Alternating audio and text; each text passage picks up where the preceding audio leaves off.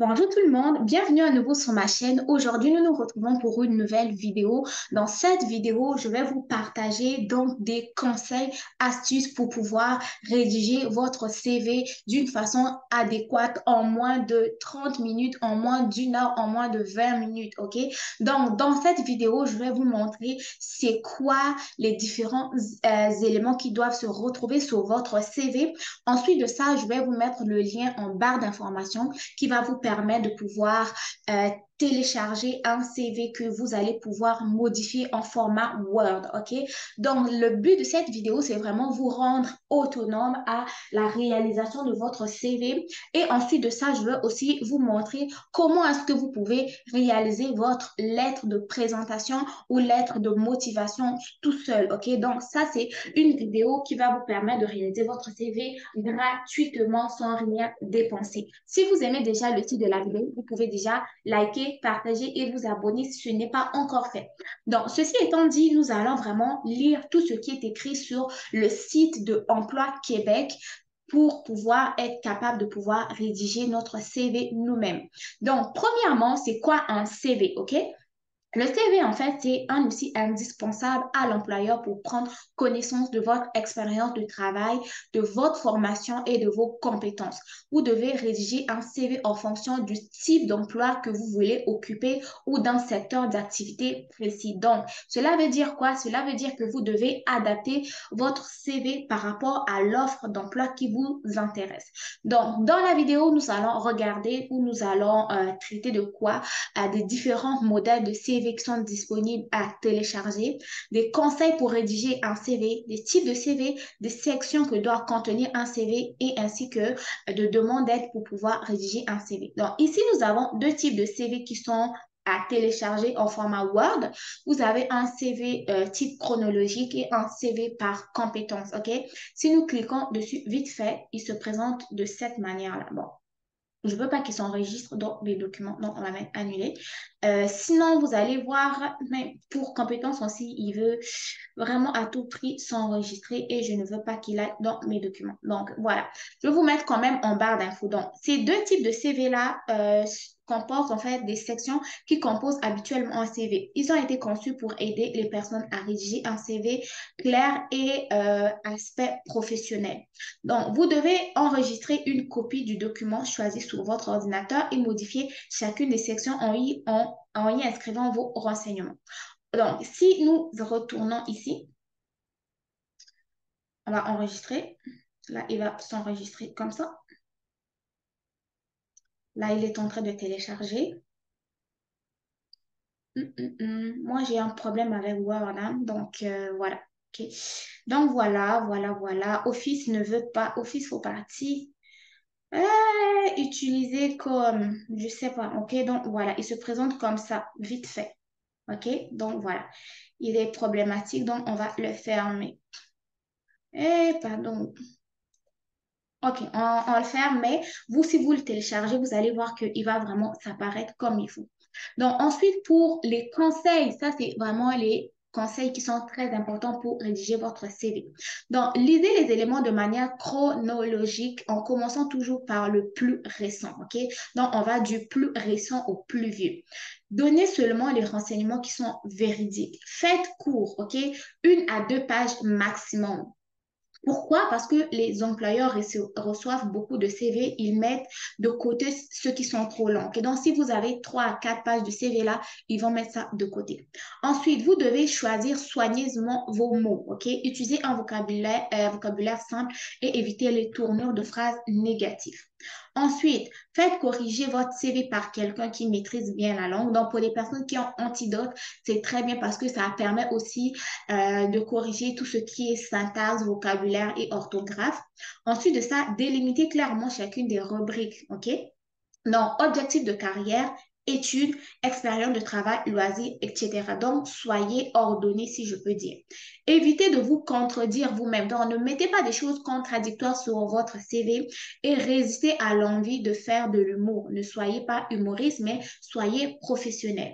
Maintenant, au niveau des types de CV, il y a deux types. Il y a le CV qui est chronologique. Lui, donc, comme son nom l'indique, CV chronologique va retracer les expériences au fil du temps en allant de la plus récente à la plus ancienne. Il met l'accent sur diverses expériences que vous avez acquises dans le même secteur ou domaine d'activité. Ce type de CV est intéressant si vous voulez rester dans le même domaine ou si la progression de votre carrière est régulière. Voici quelques cas où le CV chronologique est à éviter. Donc, dans le cas où votre parcours comporte de fréquents changements d'emploi ou de longues périodes sans emploi que vous pourriez avoir du mal à expliquer, évitez le CV chronologique. Dans le cas où vous ne voulez pas accorder trop d'importance au dernier emploi occupé, évitez aussi le CV chronologique. Le lien entre vos anciennes expériences de travail et votre nouvel objectif est différent. Dans ce cas-là aussi, vous devez éviter le CV par chronologie. Sinon, vous avez un autre type, c'est le CV fonctionnel ou par compétences. Donc, lui, il va vraiment mettre l'accent sur vos compétences que vous avez à offrir. Et c'est d'ailleurs le CV que je propose la plupart du temps à mes clients. OK? Pourquoi? Parce que lui, il met vraiment en phase ce que vous voulez ressortir, à savoir vos réalisations, vos compétences et tout ce que vous avez acquis tout au long de votre parcours professionnel. Donc, les exemples de compétences que vous pouvez mettre, soit être capable de manipuler aisément une presse hydraulique, savoir rédiger des comptes rendus, posséder des bonnes aptitudes ou capacités en mécanique. Ça, c'est entre autres les exemples. Maintenant, vous devez décrire votre compétence en commençant par celle qui a un rapport avec l'emploi. OK? Donc, voici des cas où il peut être intéressant de choisir un CV par compétence. Donc, si jamais vous avez peu ou n'avez jamais travaillé, là, vous allez mettre un CV par compétence. Comme les gens qui n'ont ni expérience ni diplôme, je vous recommande aussi un CV par compétence et je vous ai déjà mis un exemplaire de CV pour des personnes qui n'ont ni études ni expérience de travail. Le CV est gratuit sur ma chaîne YouTube ici. Donc, dans le cas où vous avez occupé plusieurs emplois qui n'ont aucun lien entre eux, vous allez aussi aller avec un CV par compétence. Et si vous souhaitez insister sur des talents que vous n'avez jamais mis en valeur, là, vous allez aller aussi sur un CV par compétence. Maintenant, sachez qu'il y a aussi un CV qui est mixte, il est en même temps chronologique et par compétence. Lui, pour des personnes qui ne maîtrisent pas vraiment comment rédiger un CV professionnel, certaines personnes vont être perdues. Donc, moi, pour mieux vous aider, je vous recommande soit d'y aller avec un CV par chronologique si vous avez travaillé dans le même domaine et que vos différents expériences de travail ont tous un lien. Mais sinon, si vous avez soit des longues périodes de chômage ou vous avez effectué des emplois qui n'ont pas de lien entre eux, allez plus avec un CV par compétence, OK? Maintenant, au niveau des sections que doit avoir un CV, ça, j'insiste beaucoup parce que je reçois beaucoup des CV qui, je ne sais pas comment décrire, hein, mais c'est un peu mélangé, quoi. C'est un peu n'importe quoi. Donc, très important sur votre CV, les renseignements personnels doivent inclure uniquement votre nom, votre adresse complète, votre numéro de téléphone, votre adresse courriel, votre adresse web si vous avez un site Internet personnel. Ensuite de ça, vous pouvez mettre un objectif de carrière, mais cela n'est pas obligatoire. Donc, vous pouvez écrire un résumé des objectifs de carrière ou décrivez simplement ce que vous souhaitez faire, OK? Il suffit d'une phrase ou deux. Cela donc peut permettre à l'employeur de savoir quel genre de travail vous cherchez, essayer de ressortir un lien avec l'emploi que vous postulez.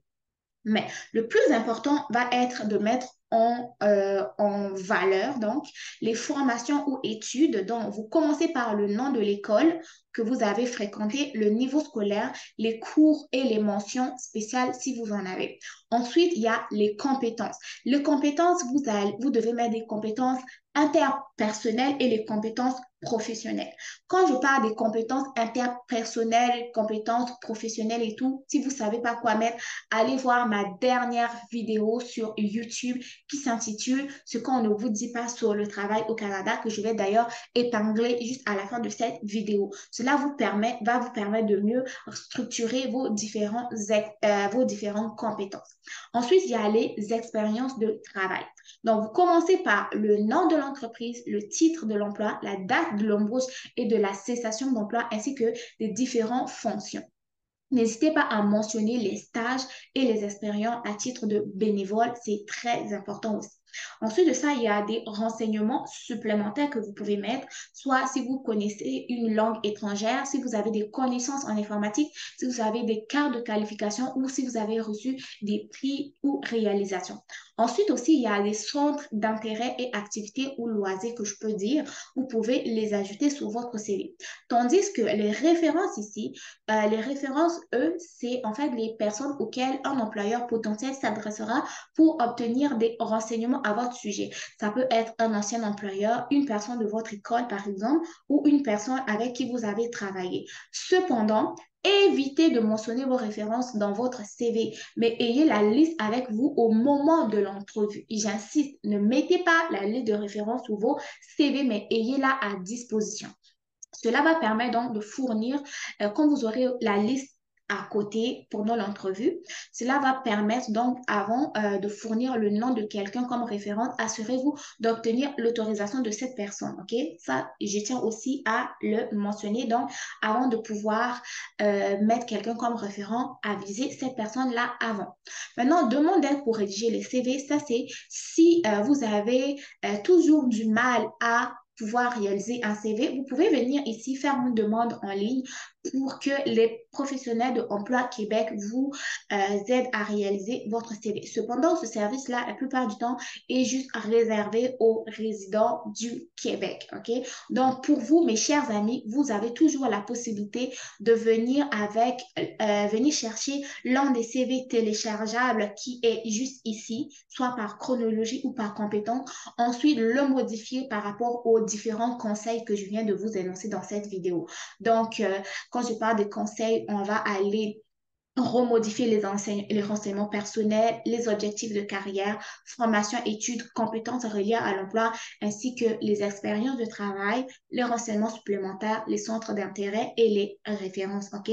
Donc, en faisant cela, vous avez un CV gratuit réalisé par vous-même et vous pourrez en être fier aussi. Et si vous êtes aussi, si vous n'êtes pas satisfait, vous pouvez toujours faire appel à nos services pour vous aider. Donc, voilà comment est-ce que vous pouvez obtenir un CV rédigé dans les normes canadiennes gratuitement. Si vous avez aimé la vidéo, n'oubliez pas de liker, de partager, de vous abonner et on se dit à très bientôt pour de nouvelles vidéos. Donc, ça va être comment rédiger sa lettre de présentation. Ok, donc, prenez soin de vous. Je vous dis à très bientôt. Bye bye.